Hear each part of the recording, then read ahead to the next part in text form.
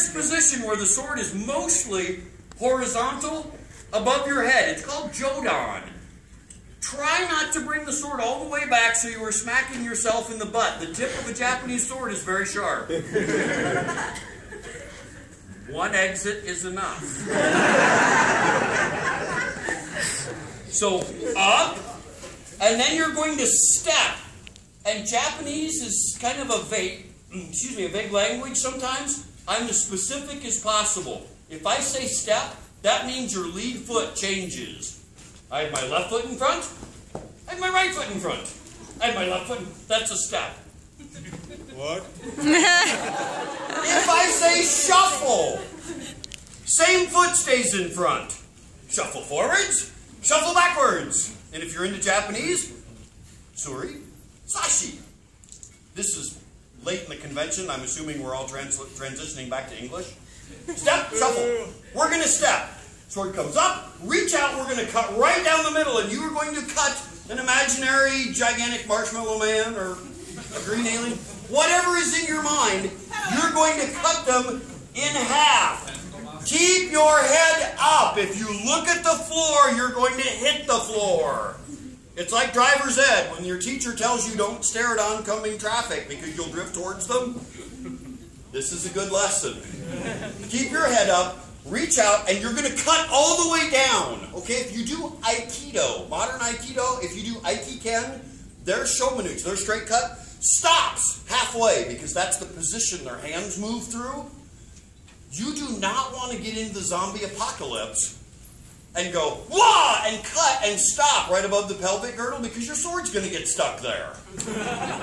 And while that one's going, while the next 400 are coming to eat your brains, you're stuck going, This is bad. Cut all the way through so you can move on to the next toy. All right? We're going to step forwards and cut. We're going to do this twice. 2 cuts going forwards, and then we're going to step backwards. We're not going to turn around. We're going to step back and cut. So those in the very, very back row, that last cut, be careful you don't hit the chairs when you bring the sword back, okay? Coming forwards. Ready? Each. Up. Down. Knee. Up. Down. Now backwards. Do not lean backwards on this. This is not a retreating cut.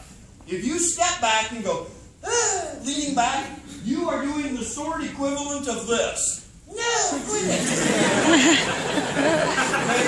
Stepping back with a Japanese sword is to increase your efficiency at killing things. I mean, dispatching your enemy.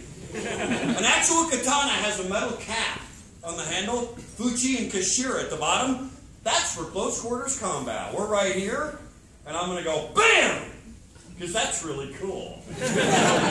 If I take a step back and keep my balance forwards, though, instead of hitting her with this, I'm stepping back and going BAM! With the sweet spot of the blade. That's much cooler. In our children's class, we call this the bad dog defense.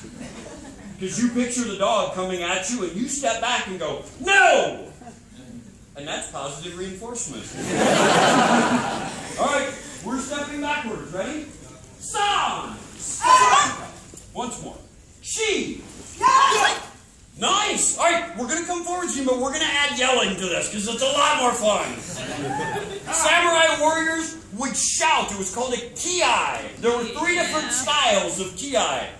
First up, you would yell and then step and cut.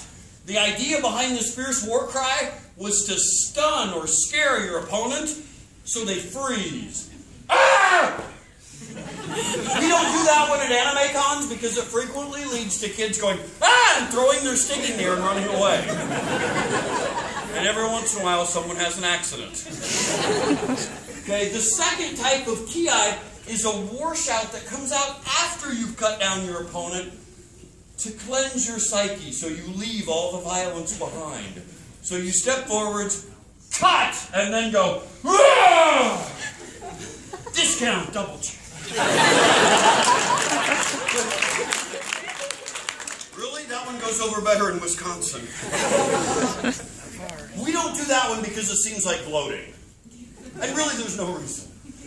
The third version is the one that we use, and this is where you ki at the same time you strike, because everything about you is going into this life or death moment, and that war shout unifies mind, body, and spirit into one focused moment where you are cutting through your